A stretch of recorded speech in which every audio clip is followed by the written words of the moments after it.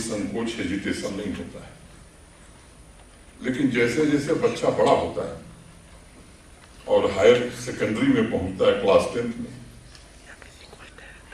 तो आपने महसूस किया होगा, मैं शिक्षकों से विशेष रूप से कहना चाहूंगा, प्रिंसिपल से, कि आपने महसूस किया होगा कि ये जो चारों क्वालिटीज का मैंने जिक्र किया है, धीरे धीरे वो कम होने लगती है और लगभग 80% से ज्यादा बच्चों की जिज्ञासा समाप्त हो जाती है। ढेर सारे बच्चों में विषय वस्तु को जांचने परखने की आदत खत्म हो जाती है। क्रिएटिविटी की जगह उनका विश्वास रूटीन की चीजें करने में ज्यादा हो जाता है और रिस्क लेने के बारे में तो वो सोचता ही नहीं। मित्रों, आज अगर हम इन बातों पर विचार करें तो बड़ा आश्चर्य होता है। जीवन जीने, समाज तथा राष्ट्र निर्माण के लिए किसी भी मनुष्य में, किसी भी इंसान में जिन क्वालिटीज का होना आवश्यक है, वह 10 साल के बच्चे में तो है, 9 साल के बच्चे में तो है, लेकिन आज ये प्रश्न हम सबके मन में जरूर ही उठ रहा होगा, जब वो बच्चा 16 साल 15 साल का हो जा रहा है तो ये क्वालिटी धीरे धीरे क्यों कम हो रही और कुछ में तो समाप्त हो जा रही। स्कूल में ऐसा क्या पढ़ाया जा रहा है जो क्वालिटीज को निखारने के बजाय कुछ और ही कर रहा है।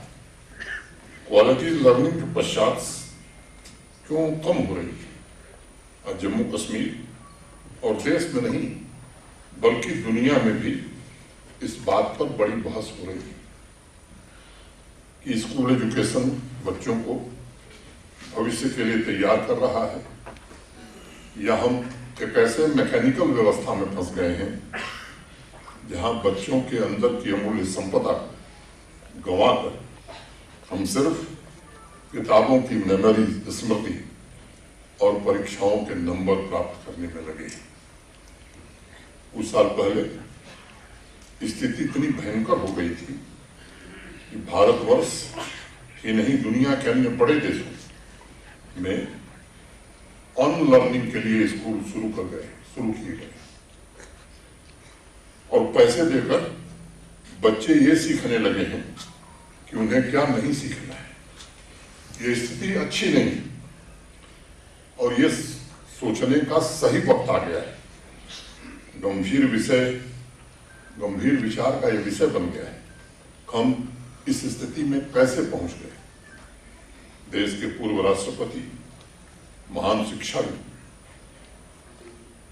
वृत्तचित्र हमने अभी देखा है, डॉक्टर सर्वपल्ली राधाकृष्णन, इनके जन्म जयंती को ही हम टीचर्स डे के रूप में मनाते हैं। उनका मानना था कि शिक्षा का मतलब विजडम, प्रेम, क्यूरियोसिटी और क्रिएटिविटी है। लेकिन इन 4 गुणों को त्याग कर शिक्षा व्यवस्था धीरे धीरे कंपटीशन आधारित होती गई। दिल्ली के एक शायर थे, महमूद देहलवी साहब, वो कहते थे कि मोहब्बत वो नगमा है जो हर साज पर गाया नहीं जाता है। Love is a song which cannot be sung on every instrument। शिक्षा भी एक मोहब्बत है। हर एक क्लास में बच्चे सीख रहे हैं, ऐसा नहीं है। शिक्षा सिर्फ उदार, प्रेम तथा क्यूरियोसिटी भरे हृदय से सीखी और सिखाई जा सकती है। इसका एक दूसरा पहलू भी हमें याद दिलाता है कि हमारी परंपरा में शिक्षक से बड़ा स्थान किसी का नहीं, शिक्षक से बड़ा कोई नहीं। और हमारे यहाँ तो भगवान के ऊपर गुरु को रखा गया है और कबीरदास ने कहा कि गुरु गोविंद दो खड़े आपको लागो पांव, बलिहारी गुरु आपने गोविंद दिया बताए, गोविंद दियो बताए। कभी एक श्लोक आपने इस वृत्त चित्र में देखा है, गुरु ब्रह्मा गुरु विष्णु गुरुदेव महेश्वर गुरु साक्षात पर ब्रह्म तस्मै श्री गुरुवे नमः। भगवान के ऊपर रखा गया। ये सोचने की बात है कि ऐसा क्यों है।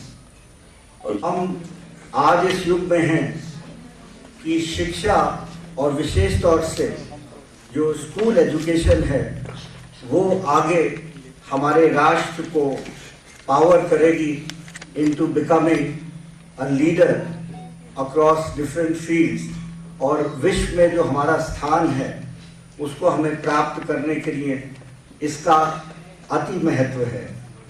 हम सब जानते हैं कि जो हमारे शिक्षक होते हैं वो केवल पास्ट को हमें प्रस्तुत नहीं करते, वो आज के दिन की अच्छी व्याख्या करते हैं और सबसे महत्वपूर्ण आने वाले कल का वो निर्माण करते हैं। इसलिए उनका जो रोल है आगे आने वाले हमारे देश की प्रगति के लिए, हमारे बच्चों के उत्थान के लिए, हमारे समाज के उत्थान के लिए वो अद्वितीय है। मैं आज इस दिन सभी शिक्षकों को बहुत बहुत बधाई देना चाहता हूँ। जैसा कि आप